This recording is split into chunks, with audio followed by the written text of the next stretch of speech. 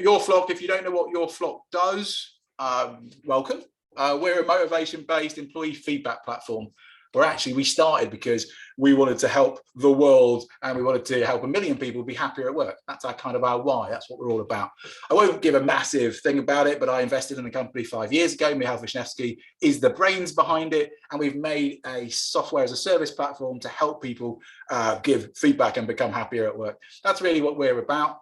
Why do we do this? Well, about 90% of people or 90% of managers do not have enough time, or they don't believe to have time to lead their teams, which I always think is quite ironic, because they're meant to do that as a job. A lot of people report they don't have enough time.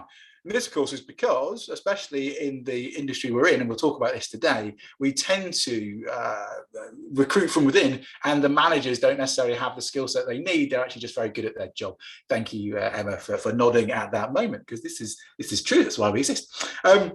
The other reason is because people leave. Employee retention is a problem, especially potentially in this industry as well, because people leave bad bosses. We leave bad leadership. We leave bad managers. And even if we don't tell them that they're bad, that's one of the reasons why we leave. It's actually about 70% in the UK at the moment. And of course, this is a bigger problem because you can work anywhere.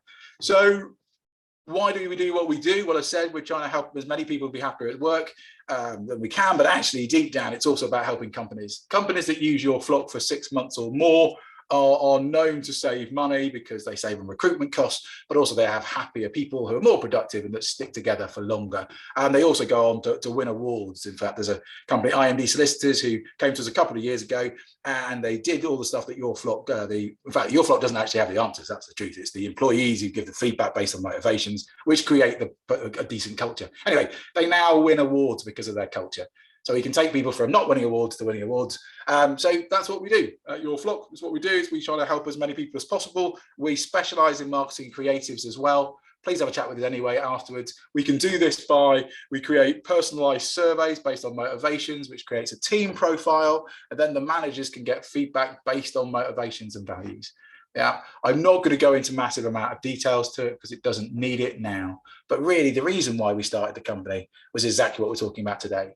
How do you help team leaders have happier teams so then people can give feedback and have a happier place to work? And that's what we're all about.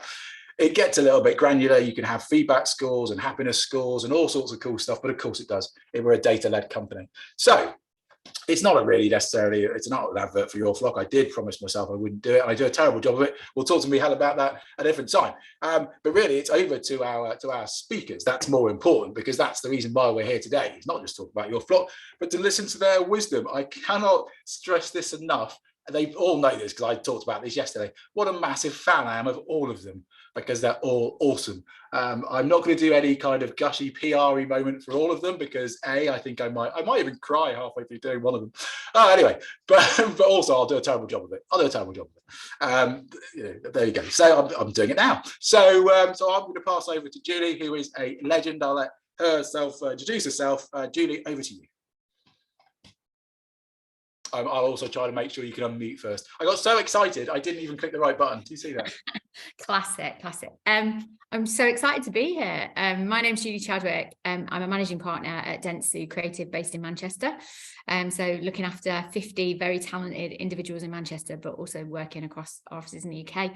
Probably worth saying that I've spent about half my very long career as a client as well as an agency. So I'm looking forward to bringing that dual perspective to the conversation. And now over to Emma.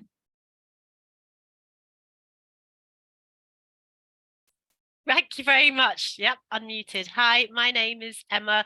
I call myself a change optician. What that means is I help people to look at their organizations differently, in particular helping managers to do work in ways that are less wasteful, much more engaging, drive out fear and create joy in the workplace, because it's the right thing to do, but also because it makes much better business. And I'm going to pass over now to Malin. Hi, thank you.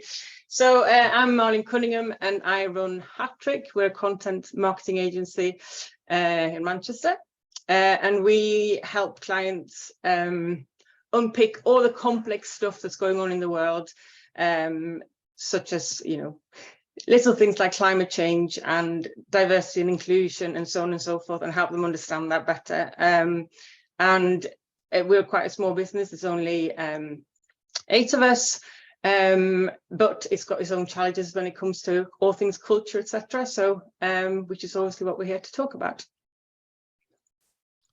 Thanks for that, Malin. Yeah, so we've got a whole range of folk. Not only do we have the immense and deep organisational psychological wisdom of Emma, Dr. Emma, in fact, Dr. Emma, I like to say doctor because I'm not one, but also we've got a range of people based from smaller businesses, and your flock, we specialise actually in helping smaller businesses rather than large organisations. But also, Judy didn't really say there how successful she's been in growing agencies and then moving on as well. If you don't know, that's totally fine, but please do contact every single one of our speakers individually on LinkedIn. Not so much that you harass them, of course, because they're actually very busy people as well, but I know they're also very lovely people, and I'm sure that they'll talk to you, or at least reply back at very least. Anyway, I've worked in the marketing creative agencies for many years, which is how I know of Judy from years and years ago, which I'm a massive fan. But I do know that, sort of getting to the age I am now, that the world has changed, isn't it? Post-pandemic, the world has changed. We're in a whole new world. We all know this, and I have the joy of talking about the future of work and other stuff, and that's what I get paid to do, as well as working with your flock. But actually, it's even without the pandemic, the world of work was going to change. It was continually changing. It always is. It's not the same as 20 years ago. Marketing and creative is not the same. It became very massive. Okay, I'll promise myself I wouldn't rant, but the point is things have changed. Yeah, and now because of post-pandemic, it's massively changed. They say 10 years of transformation happen in a year. I think it's more than that. If you look at what's now happening, it's much more. And as my friend Tom Cheesewright rightly says in his great book about high frequency change, this is the slowest rate of change that we're ever going to have. You think it's fast, you ain't seen nothing yet. Yeah, that is the reality of our lives. So I suppose bringing that back into the marketing and creative sector, do we feel, as the panel, do we feel that perhaps people have fallen out of love a little bit with the sector? It's something that I feel personally. We work with Floor with a lot of creative agencies, but I also know a lot of bosses and a lot of leaders in this world. And I suppose we've got more challenges than I think we've ever had in this sector. We've got more opportunities as well. It's exciting, don't get me wrong, but I think we've also got more challenges. So I suppose that's kind of my first question is, what can agencies do to kind of improve? Is it as bad as it seems out there? Because I today work with the MPA as well and other organisations, and it seems there's a lot of challenges. So how do we improve this employee retention piece? What can we do next as leaders in our organisations? I'm going to pass this on to Malin first, because I think I promised I would do that. So I think yes, it is challenging, but I don't think the agency or the marketing world is the only sector that's experiencing it. I think it's across the board. I genuinely do, and like you said, there's a huge paradigm shift going on, isn't there? So there's the generational things, like I'm not 20 either, and it's very hard, I think, for people that have grown up in our kind of agency world, where it was like work hard, play hard, the good stuff. We had a quick chat about this. It was like the having beanbags and ping pong tables type thing. That's how you were rewarded, and lots of parties, etc. And it's just not it's just not the culture anymore, is it? And it's that adjustment, and I think it's hard in any sector. And certainly the way that we've taken that is thinking more about what else can we bring. So even thinking from a personal perspective, having a broader purpose to what we do. So you go to work and you feel like you're doing something beyond just either, if you're working for somebody, lining their pocket, so that might be how you feel about it, or just putting hours into something that doesn't feel that meaningful. And maybe that's one of the challenges we have in marketing, that maybe that doesn't feel as meaningful as it once did. I don't know, that's a question maybe with somebody else, but that's why we've gone down this route of having a purpose-driven business where we're delivering against some goals of our own. So helping people understand what's happening to the climate, or the diversity and inclusion piece, etc. So in your smaller agency, because your employee brand is really key to you, you've also managed to create a brand new offering in there, which is a bit more purpose driven, which of course you can do as a small agency, because you can be the voice and make the change and really bang the drum for diversity and inclusion. That is in no way saying that larger agencies can't, by the way. It's just saying it might be easier from an organizational point of view to do so. And so I'm gonna pass over to Julie now, even though I think I really should have gone for Emma because she was nodding more. but I was planning to. God, am I not nodding enough? I know, just I was going to go to you next. No, I was just going to build on that by saying, I think one of the most fundamental changes that came out of the pandemic, which I think has benefited us, especially in Manchester, was the flexibility and home working. And I think the way it's worked for us is location. Now you can dial up when it's beneficial because we're in an amazing city, yeah, but it doesn't need to be a disadvantage anymore. And that's both from a client perspective. So we have talent in Manchester now working on some of the biggest global brands there is, and that would not realistically have happened if you'd have gone back 10 years ago necessarily. So I think that kind of geographical agnostic kind of nature of where we are now is brilliant. And also to keep talent, giving them the best opportunities in terms of working on brilliant brands and doing great work, you know, and that's what drives people in our industry. So I think it's almost created more of a level playing field. If for operators in Manchester, we're in a great position because obviously we're part of this global network now. So it's twofold for us. But I think that is absolutely key in terms of us attracting and retaining the best talent, because I think that, you know, the days of ping pong tables keeping people motivated are long gone. But if you can come to an agency and do the best work of your career, then that is massively motivating. Brilliant. Emma now. Yeah, it's like perfect time to pass over to Emma. We're talking about organisation brilliance. Okay, yeah, so I agree with the other two speakers. I think Malin's absolutely right around purpose. So in our own little organisation, sometimes trying to define the purpose of our mainstream business, which is about, you know, inclusion and diversity and process improvement, things like that, it is kind of compelling. But we also have a foundation that we want to establish this year, which has a much deeper purpose, which is about child loss. And I think, you know, when you look at CSR and the way that organizations are starting to use CSR, it's really important to link that into things that are actually meaningful to your employees and that you can commit to on a long term. So, you know, much like the table tennis and the bean bags, I think that those sort of CSR projects of where we're going to go and paint a scout hut for the day, they don't really have meaning in the same way. And I'm noticing, especially across Greater Manchester, really long-term, strong partnerships between corporates and the third sector, and actually making things work in those ways. So I think that's really important. And then I guess in terms of being a place that's attractive, as Julie said, it's a global world now. People can work anywhere for anyone doing pretty much anything. So we just need to make sure that the places that we invite people to work in are inviting, and that means having meaning. It means getting rid of all the tut that gets in the way of doing your best work, because it's just really frustrating. Even like if your computer turns off randomly, or something doesn't load, or you haven't got the right version of software, those things, like those hygiene factors, after a while they really bug you. But we also all know that the main reason that people move from one company to another is because of the relationship with their line manager. So there's a real heavy duty on frontline managers and middle managers to get really good at this stuff. And I'm not seeing that happen yet. I'm seeing lots of pretty initiatives on LinkedIn. Yesterday, I saw a beautiful photo of a room full of white blokes on a DEI training course, which was very inspiring.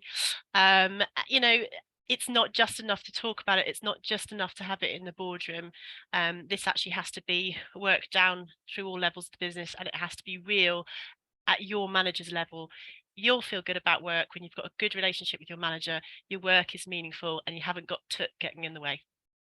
Yeah, and that massively links into, you know, why your flock actually exists, and that's kind of the point, is that if we can help. I said this morning, kind of middle managers, but of course it's team leaders. I think we used to call them middle managers, proves how old I am. But you know, if you can help the team leaders who aren't in the senior leadership team but are actually running teams, you can help them by saving their time, by giving them the data they need about the motivations of their team. Then they can do that kind of the heavy lifting and emotional work of being a better person and a nicer person. And the reason why I invested in your flock is because I'm not particularly emotionally intelligent. So it's something that I needed, because I was a terrible manager, and back in the day, drinking loads and going out and partying. Yeah, that was me.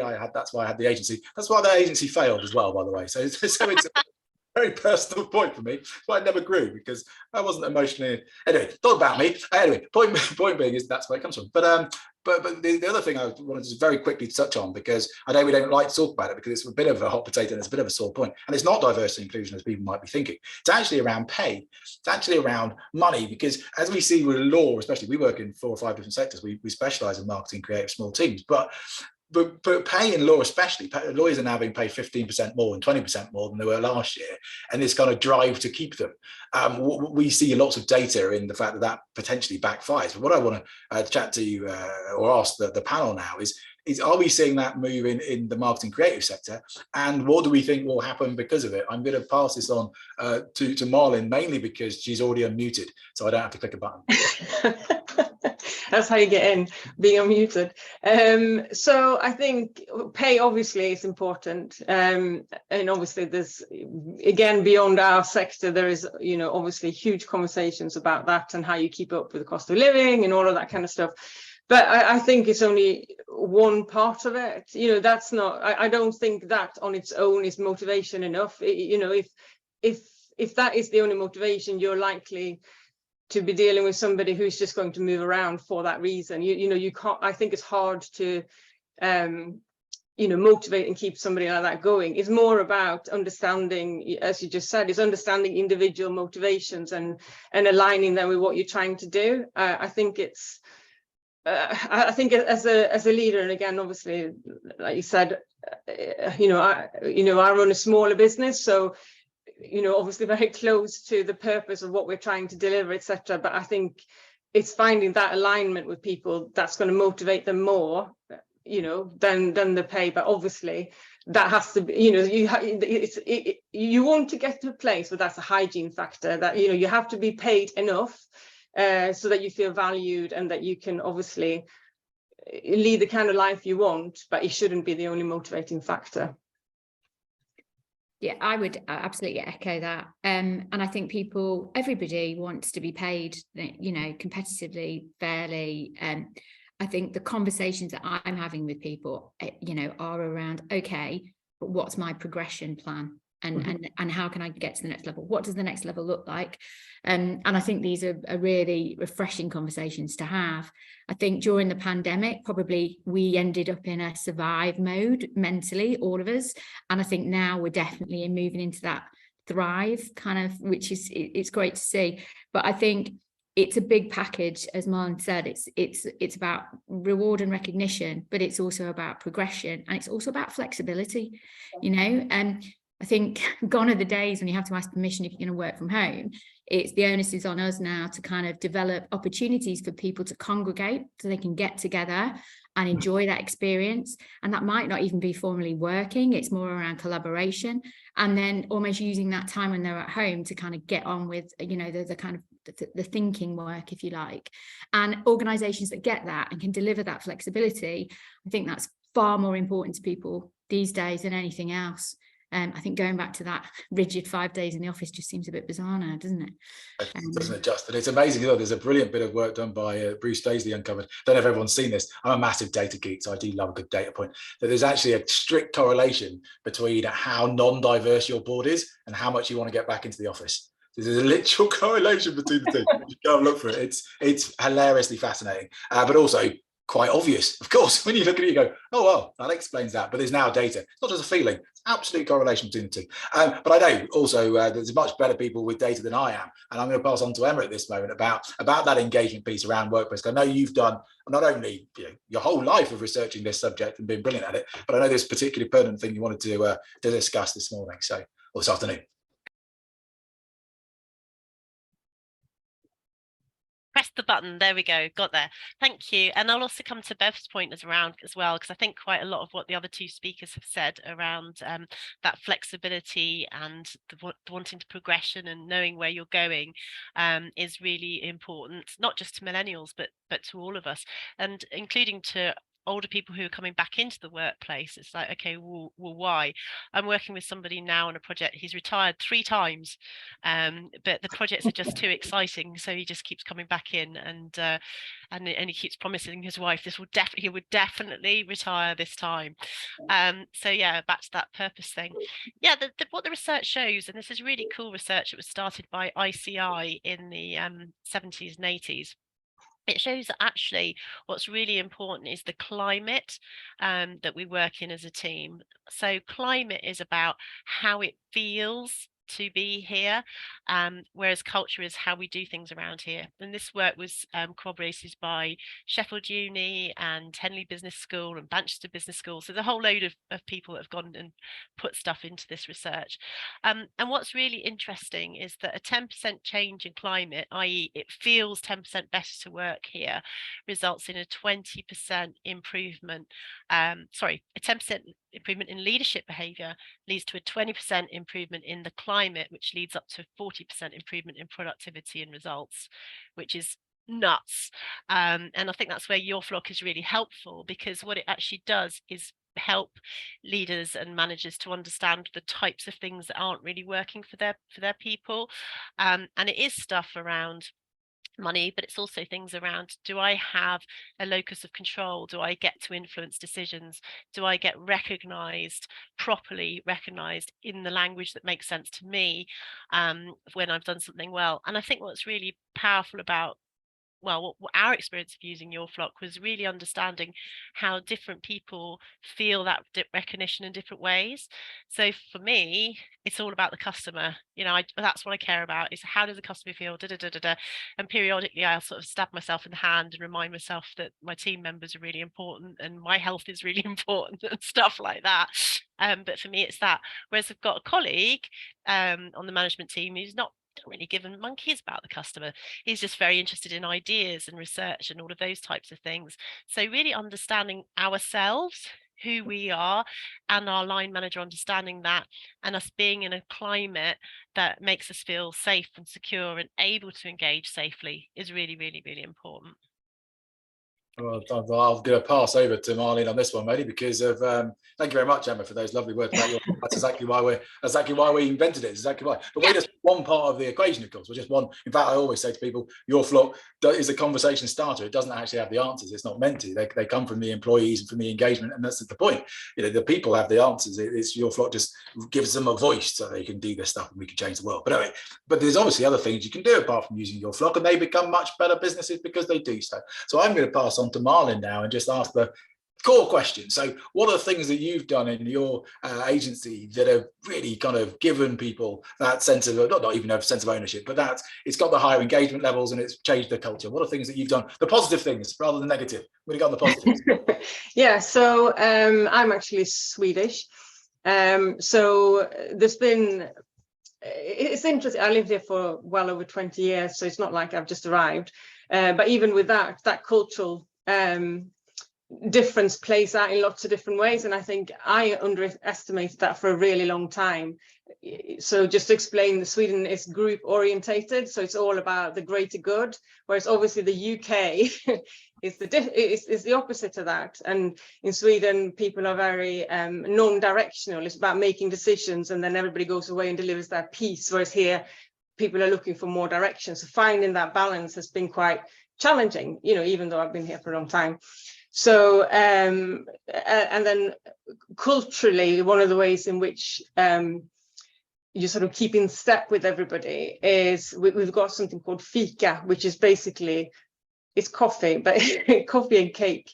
And we do that here at Hattrick as well. So that sounds really simple, but it's about having touch points, informal touch points on a regular basis where you come together. And in Sweden, it happens probably twice a day. And it's fairly rigid in terms of it happens at certain times and everybody down tools and go and sit down. But the beauty, and we actually only do it once a week. We probably should do it more, but we do it once a week.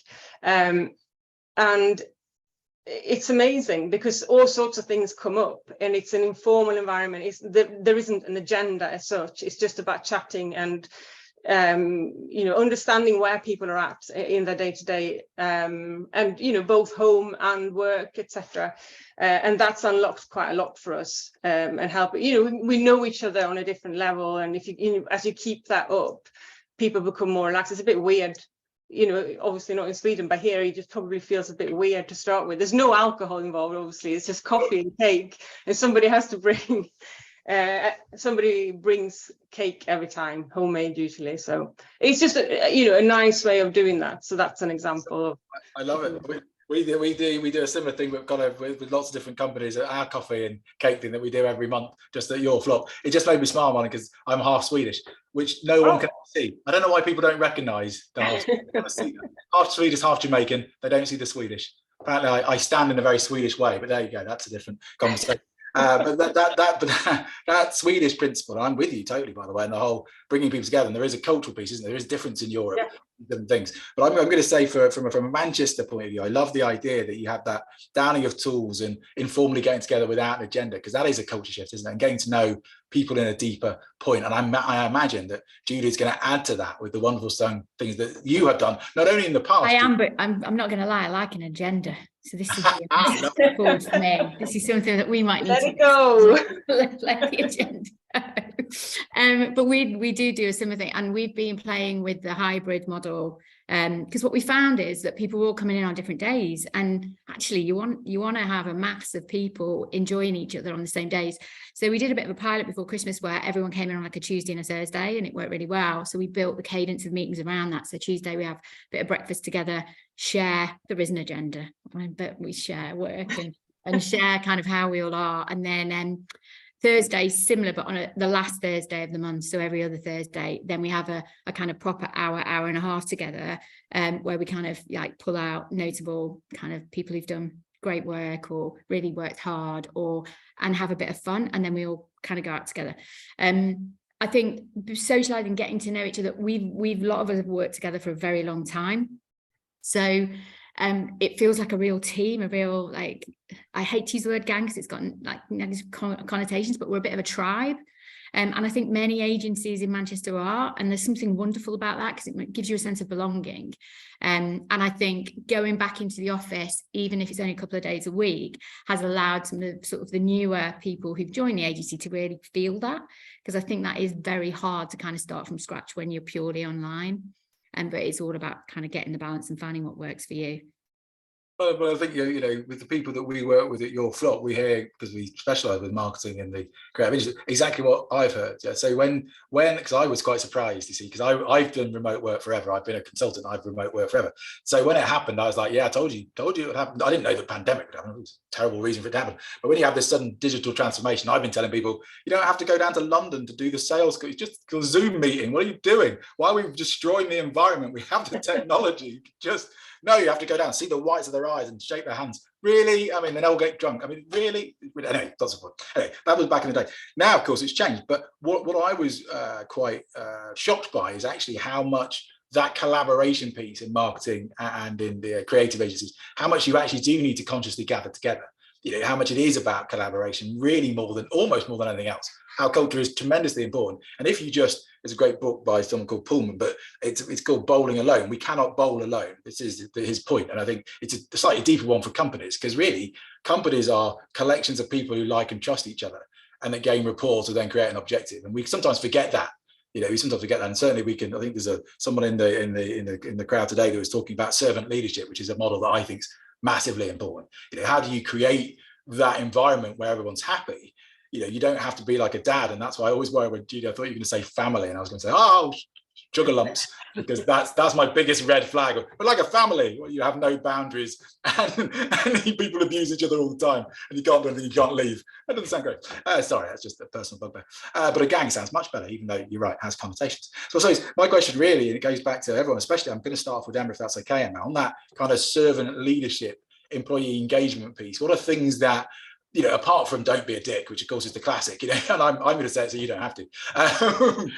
Don't be that bloke, which I used to be. Apart from that, what else can leaders do? What are the top tips you can give people who might be leading small teams or small businesses or big businesses right now? So the two people I'm going to pull up on, and one is a guy called Barry Oshry, who talked about the power of the middles, and that's exactly what the others have been talking about and what you've been reinforcing about the importance of those sideways peer-to-peer relationships, so that you don't end up with silos. I do disagree with you. Companies are not places where people like and trust each other. Companies are generally places where they don't like and don't trust each other, and so they talk to their boss, who goes up to their boss, who goes sideways to go to their boss, down to there, and so on and so forth. The reason that people don't like and trust each other is they don't spend very much time together. So one of the key things a manager can do is make sure that their people actually spend time together, whether that's online or in person. That's really, really important. And there are lots of organizational forces that pull the middle apart. So actually, as a top in a business, the most important thing you can do is bring the middles together. The second thing, which is, it's kind of like don't be a dick really, but there are 3 ways to do leadership quite badly, and I do these 40% of the time. Okay, so 60% of the time at the moment I lead reasonably well according to the feedback from my team, but 40% of the time I'm pretty rubbish. And the 3 ways we do it badly is either thinking that we're being assertive but actually being aggressive. That's my one, JFDI.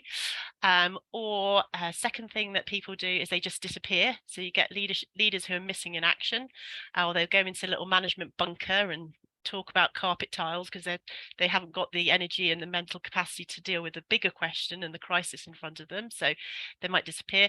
And the third thing, which I really can't stand, is the leadership behavior, which is just so nice and says yes to everything and promises promotions that they can't deliver, and then says, I'm really sorry, somebody else wouldn't let that happen, it wasn't my fault, I tried. And that's called lying, isn't it, in my world? So really great behavior is when you care about getting things done and you care about your people and you are able to do those 2 things simultaneously.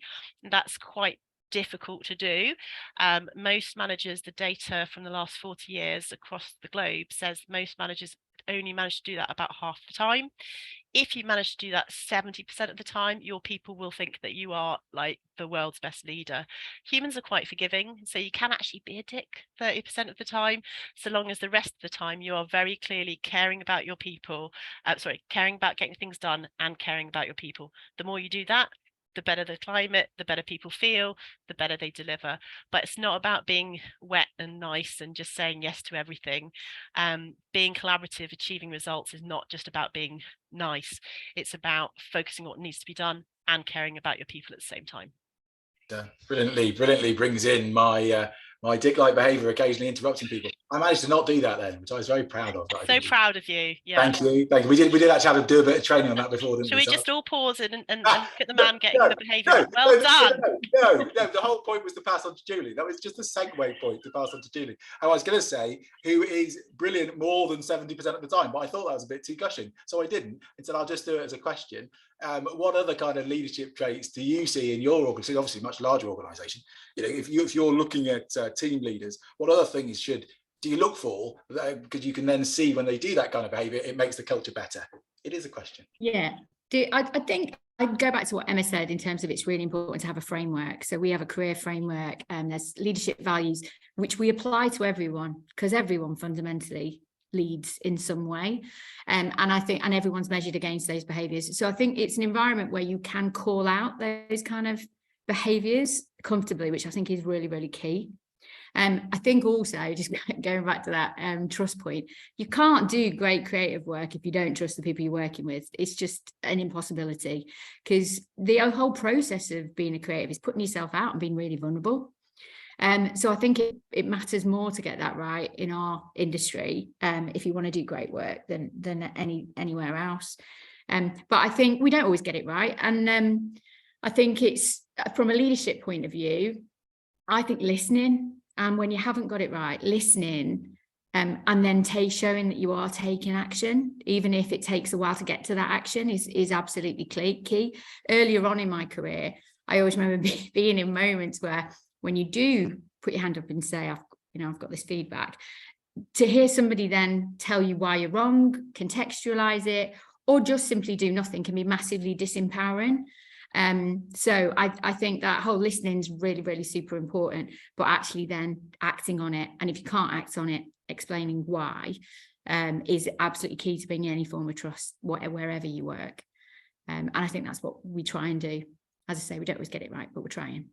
Well, you know, and that's the thing, isn't it? As Emma was brilliantly alluding to, you don't have to be right all the time. In fact, if that's not really possible, and that most probably is a leadership fault, in fact, when you think you should be right all the time. I mean, one of the principles of your flock is that the leaders don't actually have the answers. They need to unearth the answers in other folk and then amalgamate together and then lead because of it. But that's a different thing. And that's, of course, the power of feedback, isn't it? I don't want to be as cheesy as to say feedback is the breakfast of champions from old Ken Blanchard, because everyone's heard that in the 1980s.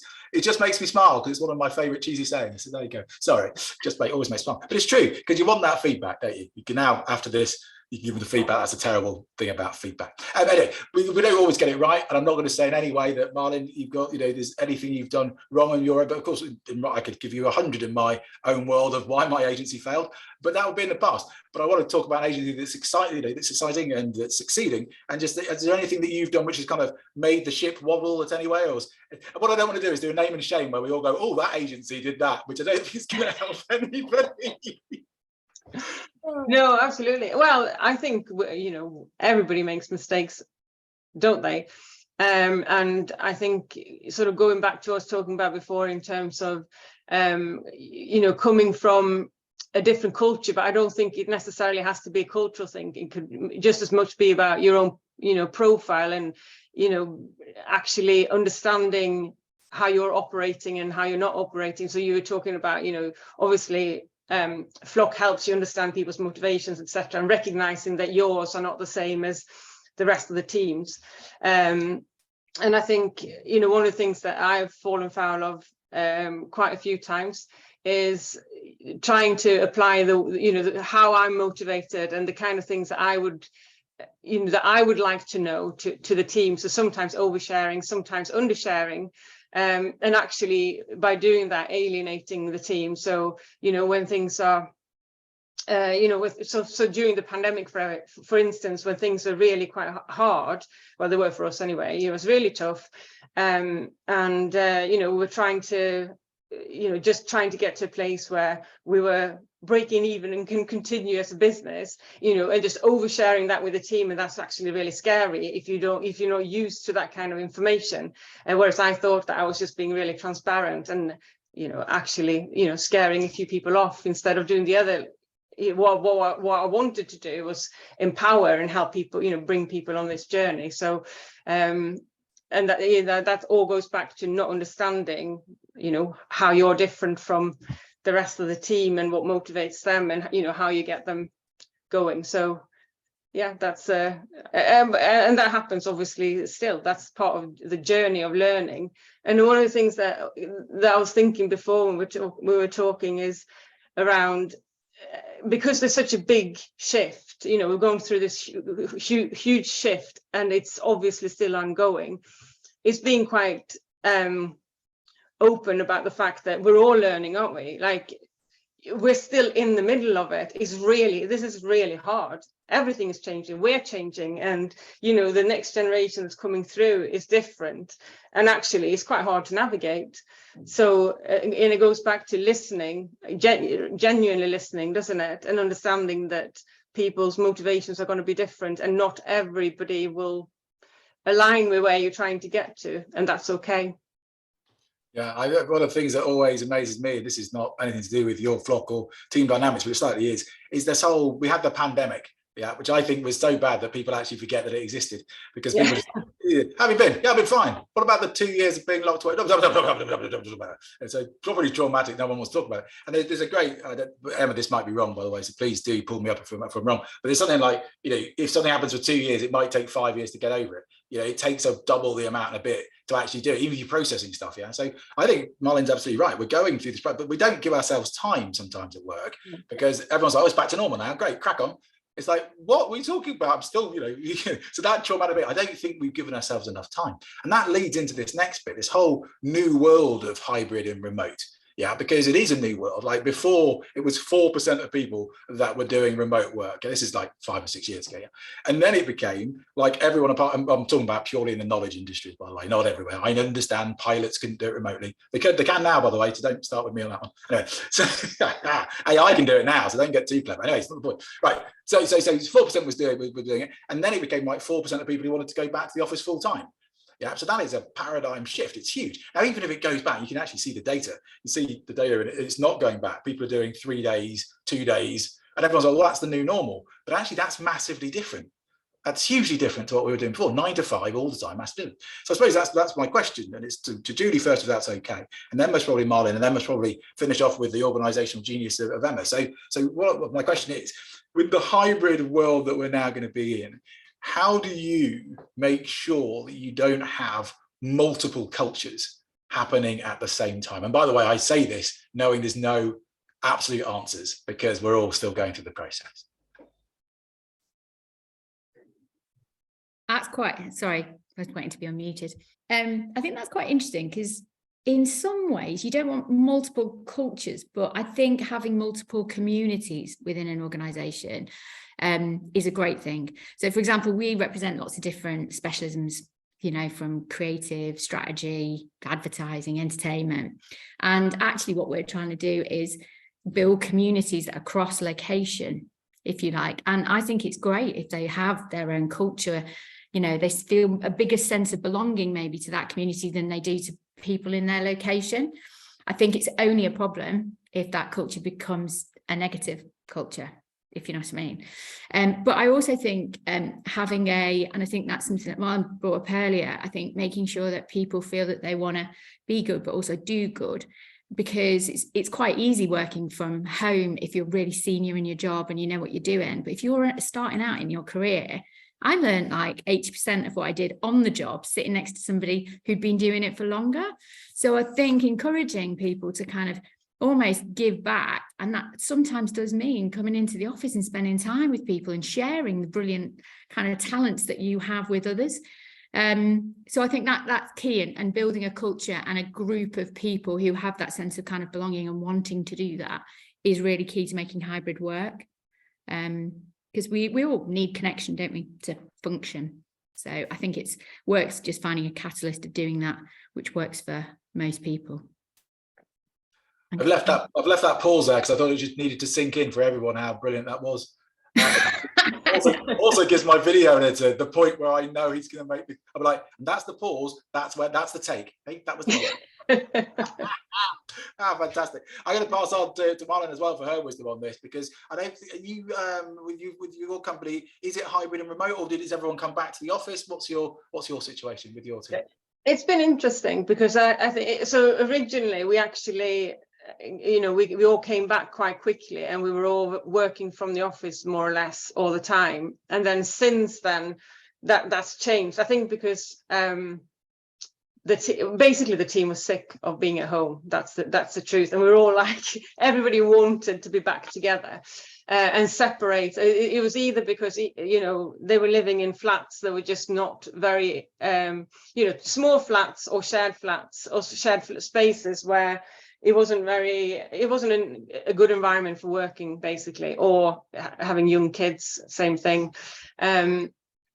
So initially everybody came back, but then as time has gone on, that has changed to the extent where actually only in the last few months we've just come into a pattern where we're 3 days in the office, so Tuesday, Wednesday, Thursday, and I think, again, going back to what I said before about sort of being a bit, or recognizing that this is still an ongoing process. I think there is an element of, I think we all need to be together and have some rules around when people are in and when they're not, but obviously with some flexibility, because as we all know, things happen. But not being afraid to have those parameters in place, but then listening to people as you go along. I mean, it sounds like you're kind of doing both, but I think that's really important, because as a business, you do need to come together. Like obviously our team is a lot smaller than Julie's, but even with that, you know, we still have people that are wired very differently, you know, somebody who's a designer to a copywriter and then a strategist, you know, and we all operate in different ways. And I think it's being clear about and have some structure around where certain types of work happen. So, you know, trying to do more of the meeting and getting together when you're in the office. It sounds obvious, but it's not actually that obvious in terms of how it plays out. You know, people still come in and try and do the deep work because that's just how it's fallen. Because obviously the clients don't always, you know, they don't always plan it the way that you planned it. You know, they give you the work and the deadline changes, and all of a sudden you find that you're doing that on a day where we're all meant to be together. So, yeah, I think flexibility is important, but it's having some kind of parameters around it. And I think it will take time to get to a place where that it all feels really normal and natural in a way that I don't think it does yet.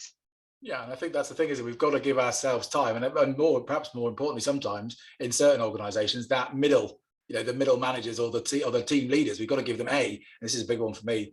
Bash my drum on this, even though it feels sometimes that I kind of rail against that middle management. I actually don't think we've given them the tools and the technology and the time to do their bit. You know, 90% of them don't think they've got the time to do their job properly. Well, most of the time they've been recruited because they were good at their job, but not good as managers. Well, we've got to give them the skills to be better leaders, but we've got to give them the time to do it as well. And then I think we've got to give technology.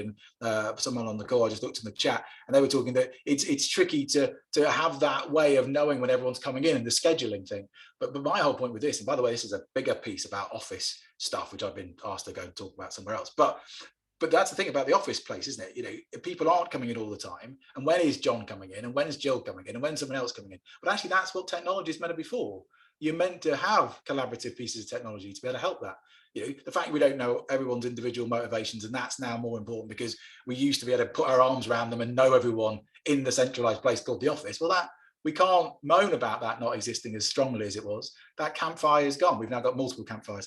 And Julie's brilliant point, I think I most probably haven't explained your flock well enough, because the idea of your flock is that it's in those individual teams. So teams all have individual cultures. And when we're used in an agency, we're not just used en masse. I mean, if it's 10 people, maybe, but if it's 40, it's 4 teams. And I would just say, and I'm sure everyone will already know this, and Emma will know this more than I, but, you know, team dynamics, if you've got a team of 15 people, it's most probably a few too many. You know, there's always a point where it should be 2 teams. Yeah. So I think if we could all start recognizing that teams are important, it's really important that we do, and then honor those differences in the teams. There you go. I'll get there in the end. And so that leads into the point I was going to ask about Emma, which is honoring those differences, and how do we get the most out of people and performance? Because I know you've got loads of work. I know you've got an hour's worth of work on it, but I'll give you some time to do some brilliance now, and I'll make sure that I am paused before I'll do the plug. There you go. Thank you very much. Yeah, so, you know, earlier I was talking about climate and how it feels to work here. And absolutely, there are 3 major strands that impact upon that. So the first one of those is about having routines and rhythms. So in my world, I come from engineering originally, so we love a bit of collaborative planning and production control. But all we're really talking about is a rhythm of planning and then reviewing and seeing how things are going. So that's really important. The second one is around organizational structure, which really annoys me. I wanted it to not be about organizational structure, but annoyingly the science disagrees. And actually the span of control and the number of people in a team really does have an impact upon how it feels to work there. So everyone on the call who's ever experienced having a one-to-one relationship with a line manager, they will have micromanaged you, no matter how gorgeous they were, because they were trying to demonstrate that they deserve the title of manager. And similarly, if you've ever worked in a team where you've got one person with about 12 people reporting to them, they basically are only going to pay attention if you are on fire, or throwing matches around, or, you know, in other ways causing problems. So those are 2 things. And then the third thing is that leadership behavior, and really understanding how to do that behavior. And I think in this VUCA world, volatile, uncertain, complex, ambiguous world, it can feel a bit bewildering for leaders. And you know, how am I supposed to deal with all of this stuff? And I loved Malin's beautiful example of wanting to be transparent and open, and then realizing, oh, actually, that's kind of, you know, scared the horses, so to speak. So actually, don't panic. you know, a lot of the work is about learning who we are as ourselves and understanding, you know, am I the sort of person that's comfortable with volatility? In which case, my superpower in the VUCA world is to create a vision and say, look, it seems scary now, but this is the long term, this is where we're going. Or am I somebody who's much more around empathizing and understanding, in which case that's my superpower, and I can use that to help address the uncertainty in the VUCA environment. So we can learn to do all of those things, but it's also really powerful when we're doing the things that cost us the least amount of energy. So, you know, how many times all of us in our careers will have done something that somebody else is better at. I know I've not delegated things because I hated them and I assumed everyone else hated them too. And I've got a sort of masochistic streak, which meant I had to suffer and other people didn't have to suffer, only to discover that they love the thing that I hate doing, whatever that thing is. So understanding ourselves, understanding each other, listening, learning, spending time together. And I definitely think the key learning for me from this session is more coffee, more cake. Always more coffee, more cake, or more tea. Coffee can be highly stimulating. Yeah. Well, yeah, I have ADHD, so I can drink coffee until bedtime, makes no difference. Well, there we go. Okay, well, we may be similar in that respect. Don't give me too much coffee. But I need it because it seems a real shame because I've only got 5 minutes. This could be a whole hour for this next bit, but it does beautifully bring into this whole thing of employee well-being. Okay, yeah, and this whole thing about, I love the point about, you know, delegation's key, and it is, isn't it? And that's really important. You know, you can put yourself under a load of amount of pressure that you didn't need to be, and that's kind of personal well-being. But any employee well-being, I know it's a big trend, and it bloody should be, by the way, because we should all be nicer to each other at work, and mental well-being is hugely important, you know, almost as important as physical, especially in the industry we're in. So I'm going to pass over to Julie on this one because of your larger agency experience in this about well-being. I know it's a big trend, but what are the kind of things that you're doing as a larger agency to help the well-being of your employees? And I'll pass it back on to Malin, and then we'll finish off with Emma at the end, if that's okay. I think it's such a good thing now that it is so firmly on everyone's agenda. I think in terms of like work-life balance, that's where it starts, you know. And if you look back to some of the initial pandemic working from home, you know, we got into some really bad habits. So I think, you know, personally, it was like getting up and there was nothing else to do. So you just log on. And that's why another reason why I think the moving back to the office, or moving back in part to the office, has been so liberating, because what we're saying to people now is clear your diary on Tuesdays and Thursdays if you can. Don't be doing Teams calls, be having a chat. And I have people coming to me saying, like, I feel like I've not done anything today, but you've chatted to people, you've connected with people, you've collaborated, you've done the fun bits of your job. And that is really valuable. And I think getting that right is really key. I mean, we have lots of initiatives. We're doing 3 days, I think. We get 3 wellbeing days now on top of your holiday, where you're encouraged, 1, we shut everything down and all do it collectively, but 2, to take it your own time. And I think lots and lots of organizations are doing that. I think it sends out brilliant messages. We completely discourage rolling over holiday. We want people to take their holiday, and we're constantly talking to people about taking time off throughout the year rather than leaving it to the end. So it's like, you know, really try and take the time off, even if you're not going on holiday, take time off for yourself. And then there's lots and lots of different initiatives that are different, you know, from yoga to various bits. But I think, again, going back to that ping pong table analogy, you know, fundamentally, it's about, am I in an environment where I feel psychologically safe? You know, can I thrive? And can I have a really healthy life outside of work, which is just as fulfilling and enjoyable? Does work allow me to do that? And I think if you can get those 3 things right, then you're onto a winner. Pass on to Malin then after such wisdom, and yeah, over to you, Malin. Yeah, so I think you know, obviously a smaller team, so you know, we don't have all of these things in place, but we've got some of them. But what I would say is that well-being is quite a personal thing, isn't it? So you know, some of our team are a lot of our team are actually working mums, so in terms of flexibility and their well-being, it's a lot around, you know, fitting in with you know, term times and pick up and drop off and all of that, and that's very that's very important to me. That's actually part of the reason that I set the business up all those years ago, because my kids are teenagers flying the nest soon. So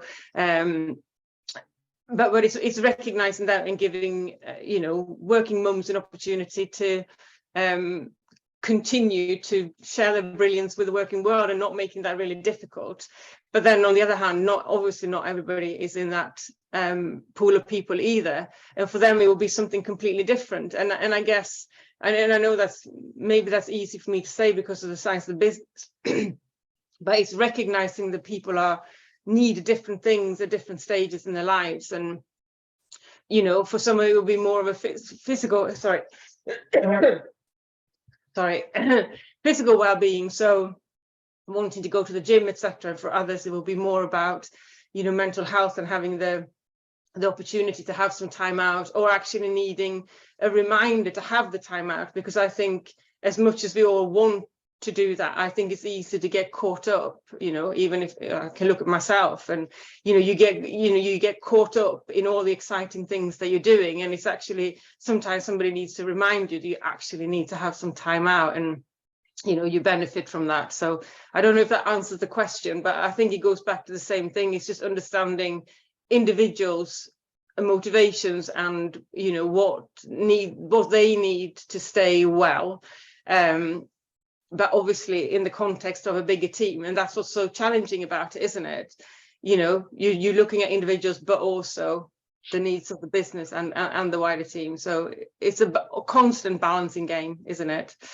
No, it is. And I think as businesses grow as well, then there becomes another issue with that growth. So the difference between a team of 10 to a team of 20 is a lot different than people might think when you're the team leader or you're the leader of the company. And again, 20 to 30, there's always these age gaps and these moments where there is, and I'm sure Emma can tell us, and we'll be finishing about 2 minutes past, because I want Emma to at least have these last 2 minutes, and it's my fault we started late, so I'm not going to rob her of that moment. But there's obviously organizational moments where there are these straining and testing points, which actually you can most probably find out, because it's usually about numbers.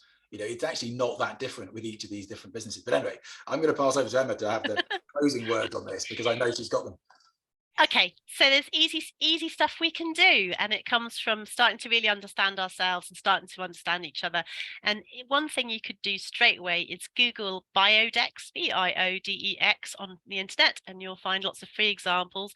It's a really great thing that you can do with your teams and colleagues. So just a quick thinking around well-being and work and how we work together. I came across a team a couple of months ago, and it turned out that they're all morning people, which would explain why they were falling asleep in their afternoon meetings. So what they did is collectively reorganize their diaries to make sure that it actually worked for all of them. So that's really powerful. Another really simple thing you can do, which is in the book, Be More Pirate, you might decide to put something on your email footer that says, hey, just because I've sent this at 3 o'clock in the morning doesn't mean I expect you to reply to it, or that I'm some kind of superhero. So actually having these conversations, sharing, because we're humans, and this is what AI will never replace, because we're humans, by having the Biodex and talking to each other and getting to know each other, that's how we all feel better and how we all perform better and how we can love the places that we work in. And is there a more profound or better way of summing up today? No, there is not, which is brilliant. What an amazing time. I told you, Emma, genius, wonderful work. Loving that. Means I don't have to do it. All I need to do is to thank the speakers. Thank you, Julie. Thank you, Emma. Thank you, Malin. Thank you, everyone, for being on the call. I know we ran over a little bit there. My apologies for that. Have a look at, I think it was Biodex that you talked about. There's some stuff in the chat as well. But also, if you have time and if you have the inclination, please do have a look at what we're doing at your flock. Feedback is really important to us as well.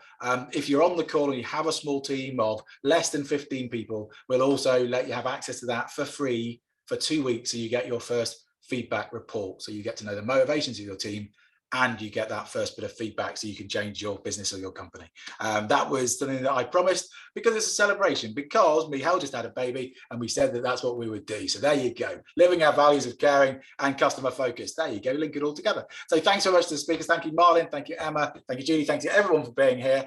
My name's Dan Sodergren. Come and find me on LinkedIn, and please do as well. Find the other speakers and engage with them. Thanks everyone, and take care.